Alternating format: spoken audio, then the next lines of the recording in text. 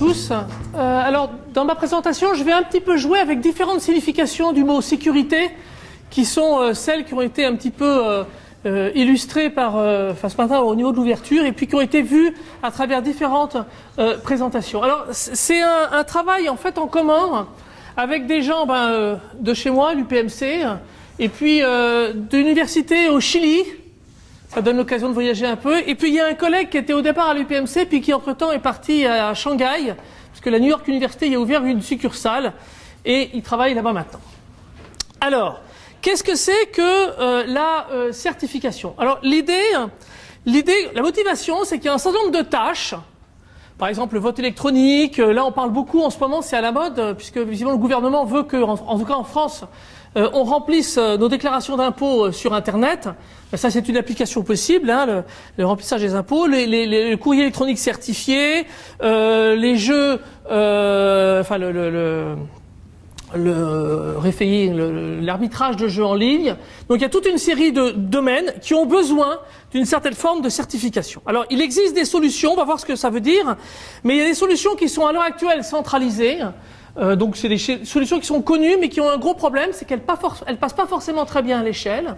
Et puis il y a des solutions qui sont décentralisées mais qui sont quand même soumises, quand on veut s'assurer qu'elles fonctionnent vraiment bien, en fait à des problèmes de consensus byzantin qui sont extrêmement classiques dans le domaine des systèmes répartis.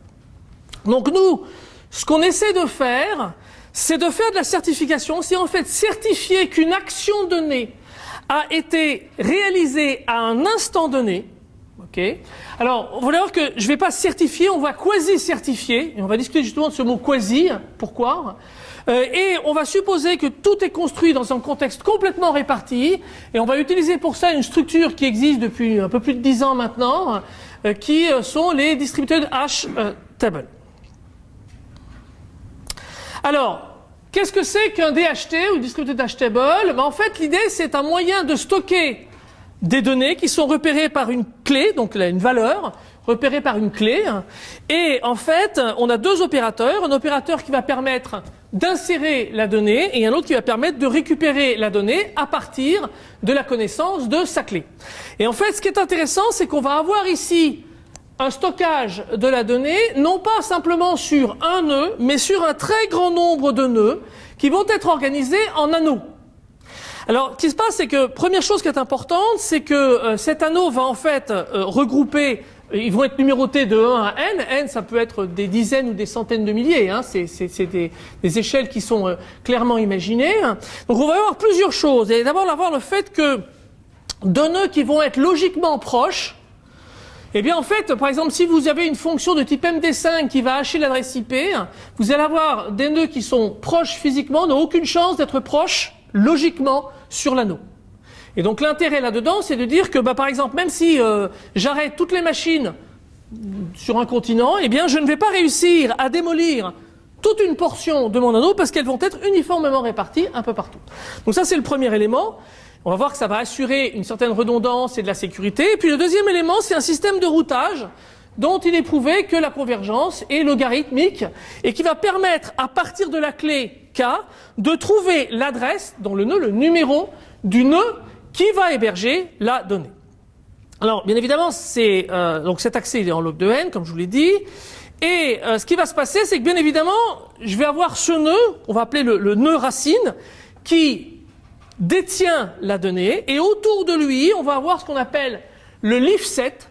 Le leaf set est un ensemble de nœuds qui vont répliquer la donnée. L'intérêt, c'est que si un nœud dans le leaf set tombe, c'est pas grave, on va chercher le voisin le plus extérieur au leaf set, et puis on va avoir une procédure de conciliation qui va permettre de déterminer, de répliquer à nouveau les données, et du coup de garantir que ça va devenir très difficile, parce qu'évidemment, plus on a un leaf set important, plus il devient difficile d'éradiquer les données, puisque je vous rappelle que si les nœuds sont logiquement proches, ils sont physiquement extrêmement éloignés grâce à cette propriété de la fonction de dispatching de nœuds physiques dans mon nœud. Alors, chose importante, les leaf sets classiques comprend en général, dans ce domaine-là, 8, c'est un peu pas beaucoup, on préfère 16, voire 32. 32, alors un leaf set de 32, ça veut dire que j'ai 32 répliques plus un nœud maître, donc je vais avoir 33 copie de ma donnée. Et puis, alors, vous voyez que, évidemment, pour une autre donnée, le nœud maître va être ici et le leaf set va être légèrement décalé, etc., etc. Alors, l'intérêt, bien évidemment, c'est d'assurer un certain équilibrage de charge, puisque, a priori, les données vont être réparties de manière homogène sur la structure. Donc, voilà ce que c'est qu'un DHT, et nous, on va essayer de construire un service de quasi-certification. Pour l'instant, j'ai pas encore, mais rassurez-vous, j'y viendrai sur le mot quasi, au-dessus de ça. Alors, l'idée, c'est de dire qu'au départ, on rend ce service à un acteur. Cet acteur, c'est quelqu'un, si je prends l'exemple de remplir sa déclaration d'impôt, ben c'est vous et moi, d'accord, qui allons vers un serveur, et donc, on contacte ce serveur. Ce serveur, en fait, ça va pas être, on va voir, on le voit comme un inédit, mais ça peut être plusieurs nœuds.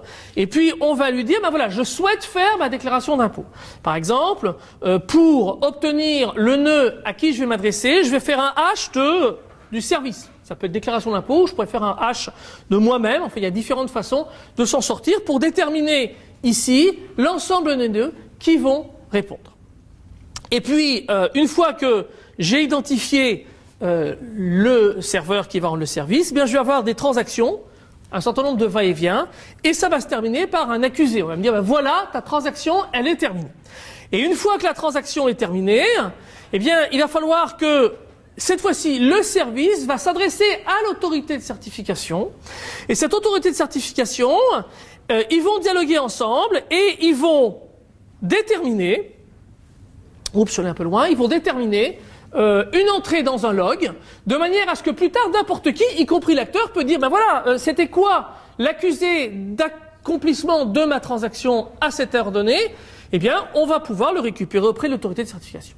Alors, l'autre façon de voir le protocole, c'est de le voir ici sous forme d'un chronogramme. Donc là, j'ai un acteur. Ici, je disais, on va pas avoir un serveur, on va avoir un leaf set de serveurs. Et même chose pour l'autorité de certification, on va avoir un leaf set de certification. Donc ça veut dire que du coup, la première partie du protocole, c'est je vais pas simplement demander à qui je m'adresse, je vais simplement récupérer les informations du leaf set. Alors ça c'est important parce que, je vais y venir, dans le monde du réparti, il peut se passer plein de choses. Vous savez bien que vous avez un anneau de 200 000 machines, même si j'ai un MTBF de une panne par an, d'accord, sur 200 000 machines, je vais avoir beaucoup plus qu'une panne par an. Je vais avoir un certain nombre de pannes par jour. Donc par conséquent, il faut que je sois capable de m'assurer que tout se passe bien. C'est-à-dire que si le serveur auquel je m'adresse ne répond pas, c'est bien qu'il y ait les serveurs redondants, et vous sentez bien que l'idée de leaf set, elle va jouer un rôle important, eux puissent répondre. Et puis il y a d'autres choses qui peuvent arriver dans les systèmes répartis, c'est que vous ayez des nœuds qui soient malicieux, qui décident de vous feinter. Typiquement, je sais pas, je vais faire une blague à Roberto, et du coup, je vais mettre des nœuds malicieux qui vont pas lui enregistrer sa déclaration d'impôt. C'est pas une blague sympa. D'accord? Donc évidemment, il faut éviter ça. Donc une manière d'éviter, c'est que, on va dire que lorsque j'ai un leaf set de L nœuds, eh bien, j'exige, pour savoir que tout est OK, de recevoir L sur 2 plus une réponse majoritaire, identique. Et dans ce cas-là, on va voir qu'on va pouvoir jouer sur ce type de système pour réduire considérablement les probabilités d'avoir une défaillance. Bon, et puis là, c'est la même chose évidemment du coup lorsqu'on a les échanges qui vont réaliser le service. Et vous voyez que du coup, vous avez ici la flèche double qui veut dire que là, lui, il envoie un message au leaf set, et puis chacun des éléments du leaf set lui répondent, et évidemment, il attend d'avoir L sur 2 plus une réponse identique pour considérer que c'est la bonne. Alors, ensuite, on fait la même chose, sauf que c'est un peu plus compliqué, puisque chacun des nœuds du leaf set ici vous contactez chacun des nœuds du leaf set de certification. Donc, c'est un petit peu plus compliqué, mais c'est à peu près la même idée. Donc, voilà les différentes phases que l'on observe au niveau du protocole. Et donc, à chaque fois qu'on a ces doubles traits, on va avoir cette majorité. Alors, cette majorité, elle est là, c'est pas tout à fait suffisante. Je reviendrai un petit peu là-dessus, mais il faut qu'à certains points, on ait un système de routage un petit peu particulier. Et je reviendrai plus loin parce que il faut qu'on ait ce routage-là, parce qu'il faut pas qu'on puisse trouver un moyen d'interposer un gugus qui va dire voilà ton leaf set. et qui va mettre une majorité de copains à lui qui vont feinter, par exemple Roberto, de manière absolument aisée. Donc l'idée, c'est effectivement, là c'est un point qui est un petit peu délicat à gérer. Alors, le problème, c'est que si on veut vérifier ce truc-là et garantir que ce protocole est correct, donc pour nous, quand on dit qu'un protocole est correct, c'est qu'on veut 100.0%. Alors là, on est déjà très très mal barré parce que à cause de Fisher-Lynch et Patterson, enfin à cause, ils ont déterminé que c'était impossible. Dès qu'on a des pannes dans un système réparti, on sait que, c'est un article célèbre de 85, qu'il n'y a pas de consensus possible, on ne peut pas s'en sortir. D'accord. Alors après, il y a eu beaucoup de réflexions là-dessus, mais en gros, on est face à une contradiction. Alors du coup, il va falloir qu'on soit un petit peu pragmatique et que c'est là qu'on a abandonné l'idée de dire on fait de la certification et qu'on dit on fait de la quasi-certification. Donc comment on s'y est pris pour essayer de démontrer que cet algorithme a un fonctionnement correct? On s'y est pris en 2 temps. On a d'abord commencé par modéliser et vérifier le protocole mis en place dans un monde idéal où il n'y a pas de panne. Et ensuite, on a une analyse probabiliste qui détermine, en fonction des pannes, quelle est la probabilité que le protocole déconne. Alors bien évidemment, je vais vous présenter l'étape 1 de manière très logique, parce que je vais vous montrer le protocole final, mais le modèle que je vous présenterai, c'est probablement la 10e ou 12e version du modèle, parce qu'il y a eu des étapes intermédiaires du protocole qui étaient buggées, et dont on a pu déterminer qu'elles étaient buggées, grâce justement à la modélisation et à l'analyse derrière. Et puis ensuite, on regardera rapidement comment on a fait la partie probabiliste. Alors, les hypothèses, c'est le fameux monde parfait. La deuxième hypothèse, c'est on a réduit le service à une interaction. C'est pas la peine d'avoir 18 interactions parce que on est dans des systèmes qui sont répartis, donc avec une logique d'entrelacement, et on a une combinatoire qui explose complètement. Donc déjà, vous verrez que l'exploration de l'espace d'état est un petit peu compliquée, mais on va essayer de simplifier au plus. Alors il y a aussi un autre point, je vais revenir tout à l'heure dessus, c'est que on a légèrement triché, on n'a pas dit il nous faut H sur 2 plus 1 réponse, il nous faut ici, excuse-moi, H, L sur 2 plus une réponse, il nous faut L plus une réponse. Ça change en fait le nombre de chemins qui vont mener à un état succès par rapport au nombre de chemins qui vont mener à un état échec, mais comme on s'intéresse à une validation ici à ce stade qui est qualitative, donc indépendamment de toute probabilité ou autre, qui n'est pas quantitative, eh bien c'est pas extrêmement grave, et je vous expliquerai comment on peut changer les choses et pourquoi on l'a pas fait en fait, parce que ça fait tout exploser. Alors, première chose qui est importante, c'est que j'ai mon DHT, et sur mon DHT, j'ai 200 000 nœuds, par exemple. Alors, la première chose que je peux dire, c'est que j'ai besoin d'identifier chacun des nœuds qui vont répondre. Et donc, du coup, on sent que je vais avoir besoin d'un adressage qui va de 0 à n étant la taille du DHT.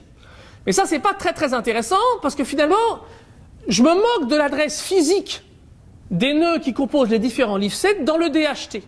Ce qui m'intéresse, c'est le fait que je vais avoir L nœuds, L plus 1 nœud, excusez-moi, qui vont correspondre au service, et L plus 1 nœud qui vont correspondre, réaliser la certification. Donc du coup, il suffit que j'utilise comme un système d'adressage simplement une valeur comprise entre 0 et L pour avoir mes L plus 1 nœud. Et puis, je vais avoir à un moment besoin de faire un produit cartésien entre les deux, en particulier quand je vais identifier que la réponse de l'autorité de certification numéro I va vers le service numéro J, et puis du coup, je m'en sors à peu près avec une variable, tout simplement. Alors, du coup, je vais avoir un protocole, on va retrouver les 3 parties. Par exemple, ici, vous voyez que là, tout se passe bien pour l'acteur. Ici, tout se passe bien pour le service. L'autorité de certification apparaîtra plus bas. Donc ça, c'est la première phase. C'est la phase où on va récupérer le leaf-set et ensuite où on va initier le service. Donc c'est là que, en particulier, il faut le diversity routing. Deuxième étape, je réalise le service que j'ai ramené à une étape. D'accord, un va-et-vient, l'accusé étant ici. Et donc ici, vous voyez que si le client fait ça, tout se passe bien. Par contre, s'il exécute à un moment une action vers la gauche, eh bien ça veut dire qu'il y a eu un problème.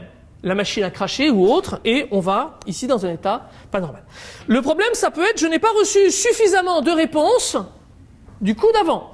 En fait, si j'avais voulu vraiment modéliser le L sur 2 plus 1, qui est une majorité, il aurait fallu ici que j'ai à partir du média qui m'envoie mes messages, il aurait fallu que j'ai ici L sur 2 départ, qui me consomme 1, 2, 3, 4, qui sont les messages perdus, et puis ici L sur 2 plus 1 qui correspondent à la solution qui fonctionne. Vous voyez que ça rendait, ceci est un réseau de Petri, beaucoup plus lourd et inutilement lourd. C'est pour ça qu'effectivement, on a levé cette hypothèse.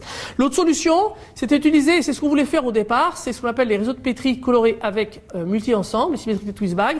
Mais l'outil qu'on utilisait était en mode un petit peu prototype et il y avait des fonctions qui étaient utilisées qui passaient pas. La limite parfois des outils, c'est que les universitaires font des outils qui sont parfois prototypes comme proof of concept de la théorie, et du coup on s'est rabattu sur un modèle un peu moins riche, mais qui du coup était plus compliqué en termes de modélisation. Et puis on a ici la troisième phase.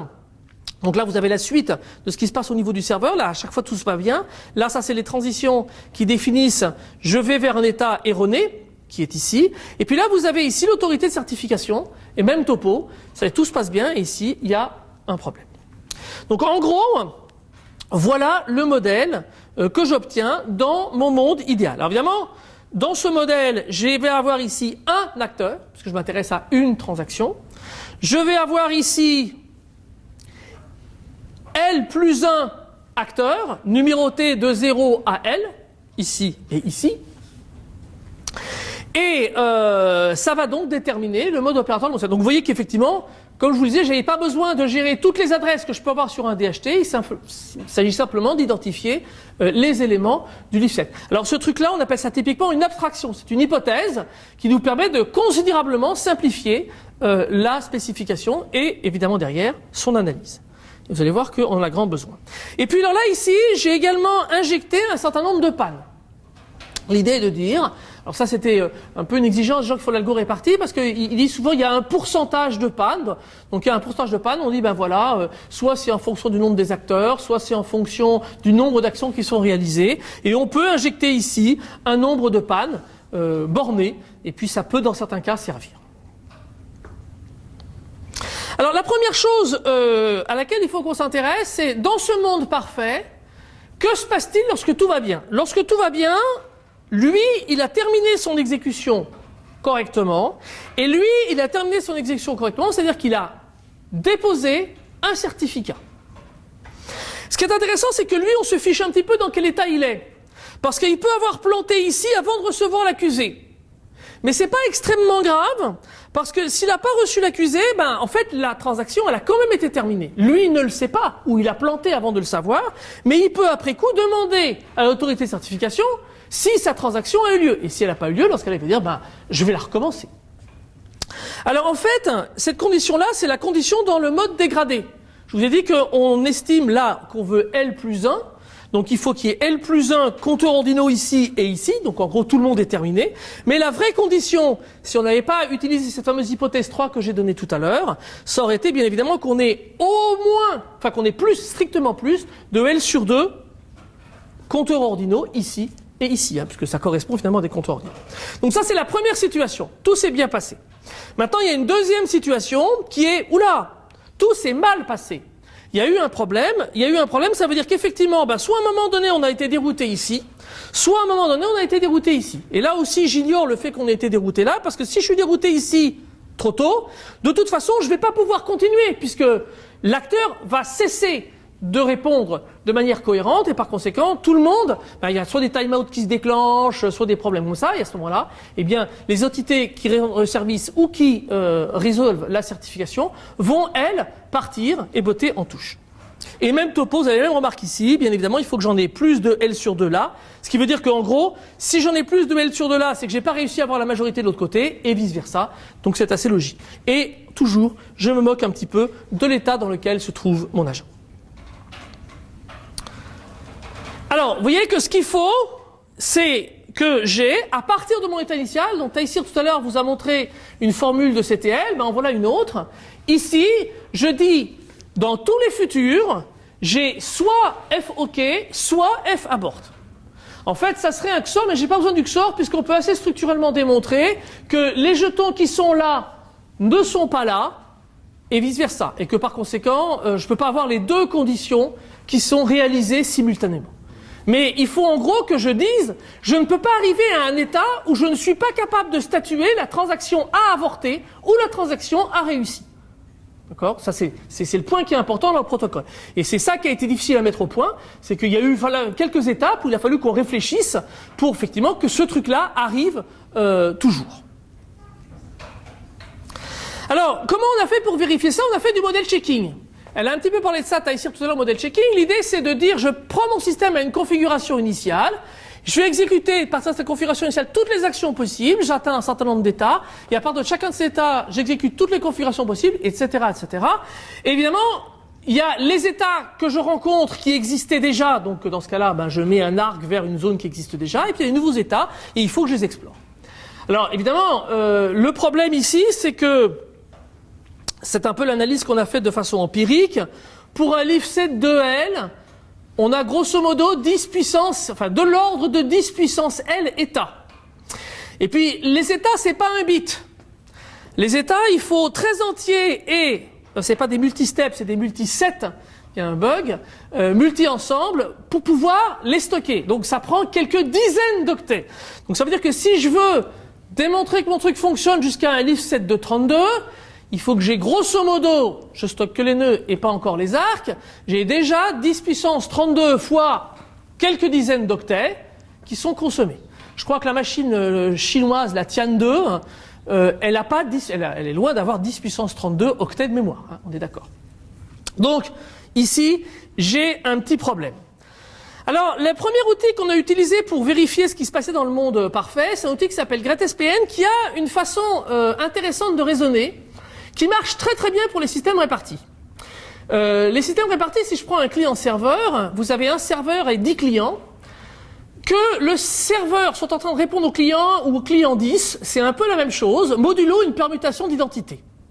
Et donc je peux avoir une représentation, si par exemple je suis dans cette salle, on est tout le monde dans cette salle, il y en a un qui sort, je peux dire, il y a lui qui sort ou lui qui sort, ça fait deux états concrets différents, mais je peux dire, il y en a un qui est dehors et le reste est dedans, donc on passe d'une cardinalité de n personnes à n-1 dedans et une dehors, puis après à n-2 dedans et 2 dehors, et je peux dire, cette représentation dite symbolique va subsumer l'ensemble des configurations possibles à des permutations d'identité près. Et alors du coup c'est très intéressant parce qu'on obtient non pas la ligne rouge ici, mais la ligne verte, noire en dessous, qui vous démontre là, c'est une échelle logarithmique, on a un gain logarithmique en termes de complexité de l'espace d'état. Même si chaque état est plus compliqué à stocker, on est absolument gagnant sur cette affaire-là. Alors donc on a utilisé GretSPN et on est monté, alors on faisait L égale 2, L égale 4, etc. Puis alors L égale 24, il a commencé à râler au bout de 11h45 minutes de calcul. Et en fait, alors 11h45 minutes, c'est un petit peu long parce qu'il y a une fonction de canonisation qui permet de reconnaître les états déjà visités, qui est nécessaire. Mais surtout, le problème qu'on a, c'est qu'en fait, cet outil, à un moment donné, il y a une constante qui dimensionne une table de hachage. Et le problème, c'est que cette constante, c'est un peu un magic number. Et du coup, quand on la touche, il faut toucher d'autres constantes, mais on ne sait pas très bien où. Et en fait, aux alentours de 10 puissance 7, on rencontre cette malencontreuse constante. Et du coup, on est coincé. C'est-à-dire qu'en fait, on consomme assez peu de mémoire, beaucoup de CPU, mais assez peu de mémoire. Et nonobstant de retravailler l'outil et de faire un petit peu de debug pour proprement faire saucer cette constante, on serait allé un peu plus loin. Alors on a utilisé après un autre outil qui s'appelle PenXDD, qu'on avait utilisé avec succès dans d'autres études. Et en fait, lui, il s'appuie sur ce qu'on appelle les diagrammes de décision. L'idée, c'est qu'un état de mon système, grosso modo, c'est un vecteur. Et le vecteur peut être relativement long. Mais bien évidemment, toutes les actions de mon système ne vont pas changer l'intégralité du vecteur. Elles vont changer simplement quelques éléments de mon vecteur. Après, imaginez que si je prends un ensemble d'états, je peux dire cet ensemble d'états, je vais travailler sur des actions qui vont simplement faire des modifications locales. Et par conséquent, il y a une partie de mon vecteur que je ne peux représenter qu'une seule fois, et simplement présenter le reste de manière différentielle. L'intérêt étant que du coup, je vais bien évidemment économiser sur la partie que je ne représente qu'une seule fois. Alors le problème, c'est que bien évidemment, on est ramené à un système de codage. La méthode s'appelle aussi symbolique. Les mecs des méthodes formelles sont parfois étranges d'appeler symbolique deux approches différentes, avec deux visions du terme symbolique. Et en particulier, il y a un problème qui est un petit peu touffu là-dessus, c'est de trouver un bon ordre de variables qui correspondent à un bon encodage. Parce que si je mets les variables qui changent beaucoup en haut, vous voyez, vous sentez bien que j'ai pas de partage. Et le problème ici, c'est que le problème est tellement régulier que toutes les variables de mon vecteur à un moment ou à un autre sont modifiées et par conséquent on explose assez vite. Et on explose là non pas sur des problèmes de temps CPU, mais on explose sur des problèmes de mémoire. Alors du coup on a utilisé un troisième outil qui s'appuie aussi sur les diagrammes de décision. Il y a énormément de diagrammes de décision. Au départ, c'est une technique qui était utilisée pour coder des tables de vérité dans des fonctions booléennes. Et puis, ça a été utilisé ensuite pour faire du model checking sur des systèmes matériels. Maintenant, il y a des diagrammes de décision de toutes sortes, y compris des diagrammes de décision qui permettent de stocker des valeurs discrètes. Et puis, ceux qu'on a utilisés sont des variables de décision qui sont hiérarchisées. L'intérêt ici de se dire, c'est plutôt que d'avoir à trouver un ordre total sur un très grand vecteur, de découper ce vecteur, de le structurer de manière hiérarchique. Et du coup, on est ramené à un problème qui est plus facile, d'ordonner de manière locale des portions de mon vecteur et de les réarranger à un niveau supérieur. Et alors ça marche très bien, parce que vous avez vu 16 gigas d'un côté, vous avez vu presque 12 heures de calcul là, et on a, avec cette technique d'encodage, on a réussi à résoudre le problème et à vérifier ses propriétés en moins d'une minute et moins d'1 giga de mémoire. Parce qu'effectivement, là, on a vraiment tiré parti de toutes les symétries du système. Donc là, on était OK, on avait réussi à démontrer que dans un monde parfait, le protocole fonctionnait. Après, évidemment, quelques versions de ce protocole-là. Alors, juste pour information, les outils qui ont été utilisés, ils sont intégrés dans une plateforme qui s'appelle COSIVERIF, qui est développée par 3 laboratoires de la région parisienne, dont le laboratoire d'informatique de l'université qui nous héberge aujourd'hui et qui est l'organisateur aujourd'hui, j'ai nommé le LIPN. Alors ensuite, il a fallu qu'on fasse l'analyse probabiliste. Donc c'est là le côté du quasi. Puisqu'on sait qu'il n'y a pas de consensus possible, on va essayer d'estimer la probabilité d'avoir des problèmes. Alors, que font les gens de ce domaine-là? C'est qu'ils considèrent les choses sous forme de panne. C'est-à-dire qu'ils vont dire, chaque nœud a une probabilité P de planter à un moment donné. Et on va dire que les nodes mal intentionnés, leur comportement, ça correspond à un plantage. Alors attention, ça correspond à un plantage à condition qu'on n'arrive pas à avoir de coalition. Et c'est là qu'il faut qu'on fasse très attention, et c'est ça qui nous a coûté cher avec le fameux diversity routing. D'accord? Parce qu'effectivement, il faut qu'on garantisse qu'on a un algorithme de routage qui ne peut pas générer facilement de coalition, parce que du coup, l'hypothèse de fonctionnement sur la base d'une probabilité unitaire sur un nœud, eh bien, évidemment, elle tombe. Alors, on a deux origines de problèmes. On a, au niveau du protocole, et essentiellement le protocole entre l'agent et l'autorité de certification, et le service, pardon, et ensuite entre le service et l'autorité de certification. Donc, regardons rapidement les deux choses. Alors, si on va prendre deux niveaux de probabilité pour petit p, alors, on va considérer qu'on est dans un environnement qui est non sûr, et on va prendre la borne classique qui est utilisée dans les problèmes byzantins, qui est dire qu'il y a 30% de probabilité de défaillance. Et puis après, on va se mettre dans une situation plus sûre. Je rappelle que les défaillances, c'est pas seulement les pannes, ça peut être aussi le fait que le nœud a un comportement malicieux. Et du coup, là, on peut ramener le problème à simplement une probabilité de 5%. C'est des chiffres qui sont classiques pour les gens qui font l'algorithmique répartie. Donc on les a repris, on ne s'est pas posé de questions. Alors, la probabilité d'échec du protocole. Alors la formule est un peu barbare, mais c'est lié en fait au fait qu'il faut qu'on ait plus de L sur 2 nœuds qui sont malicieux et qui plantent à des endroits qui nous embêtent. Donc ici, ça c'est tous les nœuds sont malicieux, moins les nœuds qui sont moins de nœuds malicieux, et du coup ici, ça c'est la probabilité qu'on en ait au moins L sur 2 plus 1. Bon, c'est un peu violent. Et si on prend les applications numériques en fonction Donc vous voyez que la constante L rentre en ligne de compte, la constante P, probabilité de défaillance, rentre en ligne de compte. Donc là, le livre 7, 8, 16, 32, voilà, évidemment que quand on est dans un environnement qui n'est pas fiable, ben vous voyez que les performances sont quand même pas terribles. Mais par contre, quand on considère plus que 5% de probabilité de panne, vous voyez que là, on arrive à des valeurs qui sont un peu plus acceptables. Le quasi, c'est quand même probabilité relativement faible. L'autre problème est un petit peu plus compliqué parce que on va avoir un livre 7 de serveur associé à un livre 7 d'autorité de certification. Donc du coup, on peut dire on va avoir un petit carré qui va arriver, qui va nous dégrader nos performances. La formule elle est là, mais vous voyez que l'application numérique de la formule fait que ici, ben on est dans cet ordre-là, parce qu'effectivement il y a plus de combinaisons possibles qui vont nous gêner en termes de possibilité d'avoir des comportements qui ne nous plaisent pas. Voilà, mais l'application numérique, donc vous voyez, ça veut dire qu'en fait, qu'est-ce qu'il faut faire là? Il faut absolument qu'on s'approche de cette valeur-là. Pour s'approcher de cette valeur-là, j'ai marqué ici corps. En fait, l'idée, c'est d'utiliser par-dessus un système de réputation. Et corps, c'est un système de réputation qui fonctionne sur des DHT, pour lequel on a très facilement cette valeur de 5% de fiabilité qui est atteinte, 5% de défaillance qui est atteinte, et par conséquent pour lequel on peut facilement espérer obtenir ce type de réponse.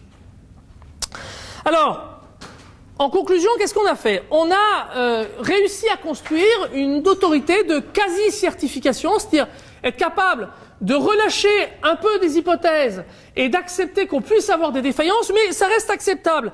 J'ai pris l'exemple du remplissage de votre déclaration d'impôt. J'ai trouvé sur le net qu'en 2012, il y avait 36,5 millions de déclarations d'impôts, enfin de foyers fiscaux, donc de déclarations d'impôts, on va dire. Hein. Je pense pas que ça ait beaucoup varié depuis, mais on a fait le calcul. Ça veut dire que, en gros, on a un problème de certificat tous les 5132 ans. C'est-à-dire que si je me mets vers moins 3000, 3100, donc on est à l'époque de Nagada III, juste avant le début de la civilisation égyptienne, jusqu'à maintenant, sur une population correspondante à la population française actuelle, eh bien, on vient de risquer d'avoir notre premier problème. Finalement, c'est pas si mal que ça. L'autre chose ici, c'est que si je regarde la deuxième application numérique, alors UCAP 996, là on est un peu plus de 1000 ans, ben voilà, on vient d'avoir une espérance d'avoir eu notre premier problème. Ok ?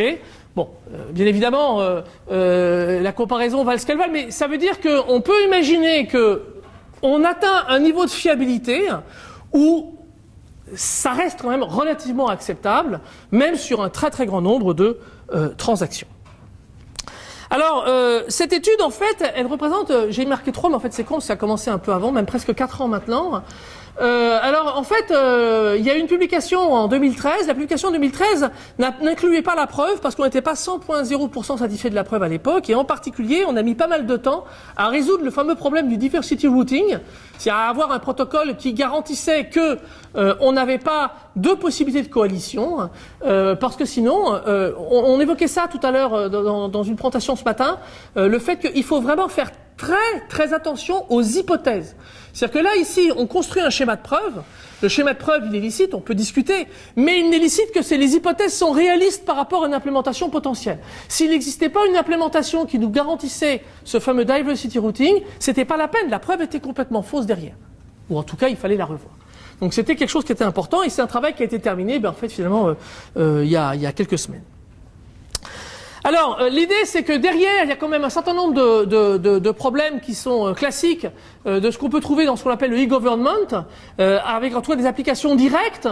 On parle beaucoup, par exemple, je sais qu'il y a des gens qui s'intéressaient à un système de vote électronique citoyen. En particulier, on en avait beaucoup parlé après les miracles de l'élection américaine de 2001 et des machines à voter, et tous les problèmes que ça pose. Et effectivement, le fait d'avoir un ensemble de machines réparties et structurées de cette sorte-là peuvent nous garantir qu'on va avoir extrêmement peu de défaillances, ou surtout que, sauf si l'élection se fait à une voix sur une population équivalente à celle de la France, probabilité quand même relativement faible, on ne peut pas avoir d'erreurs qui vont inverser le résultat du vote. De même que ici, la défaillance, l'État peut décider que s'il y a tellement peu de défaillances, eh bien on peut les accepter comme étant, enfin inclure ça dans les frais de gestion. Alors, ce qui est rigolo, c'est que ce modèle, entre-temps, est devenu, il y a un concours qui permet d'évaluer les outils qui font du modèle checking. Et donc c'est devenu un des modèles benchmark de ce concours. Et d'ailleurs c'est intéressant de voir qu'évidemment un certain nombre d'outils n'arrivent pas à gérer le cas jusqu'à un lift set de 32. Donc ça prouve que le problème reste, même au bout de quelques années, toujours compliqué. Et puis bien évidemment, si on arrive à élaborer un outil, une nouvelle génération d'outils sur cette nouvelle classe de réseau de Petri avec BAG, et bien l'idée c'est qu'effectivement là on a une étude de cas prête à emploi, puis qui secoue un petit peu le cocotier. Voilà, ben c'est à peu près tout ce que j'ai à vous dire, et donc je suis prêt à répondre à vos questions.